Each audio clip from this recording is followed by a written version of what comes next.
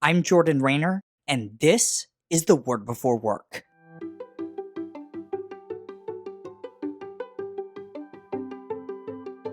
Today we're reading from John 13, 34 and 35. Here's what it says.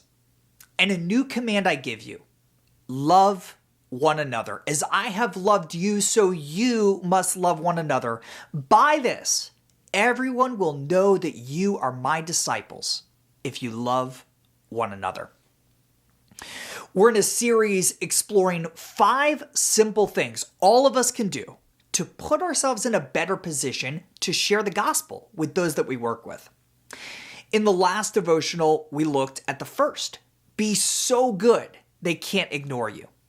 Today, we turn to the second. Be a friend.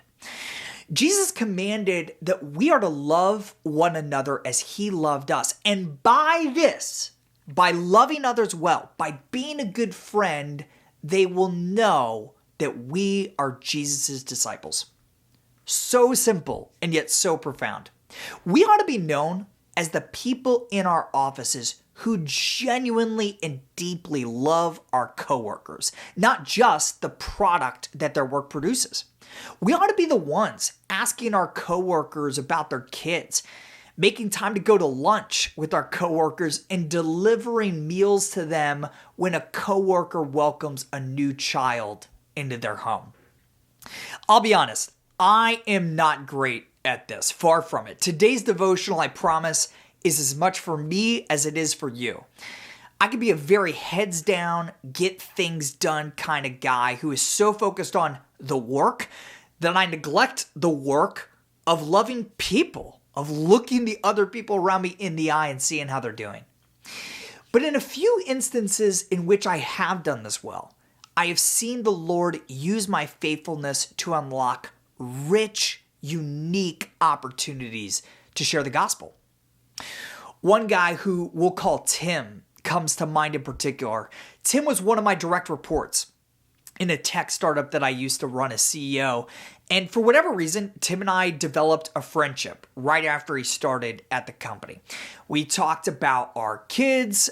We played a few games of foosball in the office. And we would grab a cup of coffee or a beer after work from time to time. In reality, really small stuff.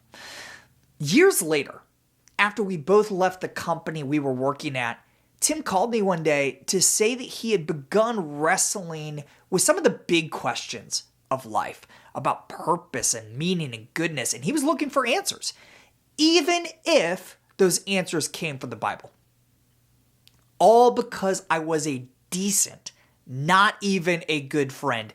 Tim was inviting me to share the gospel with him. Being a friend. Who knew? Jesus, apparently, hear his words one last time. Quote, as I have loved you, so you must love one another. And by this, everyone will know that you are my disciples if you love one another. End quote. Here's my question for you today. How can you be a friend to those you work with? That's not a rhetorical question. I'm praying that you will answer the question. You'll respond to the answer and pray that the Lord uses those friendships to bring lost sheep back to their shepherd. Today's devotional only scratches the surface of how God's word connects to our work. If you want to go deeper, sign up for my free 20-day devotional called The Word Before Work Foundations at twbwfoundations.com. These email devotionals are designed to help you gain a rich understanding of the biblical narrative of work, how exactly your work matters for eternity, and what those truths mean for how we ought to work today. Sign up right now, again, totally free at twbwfoundations.com.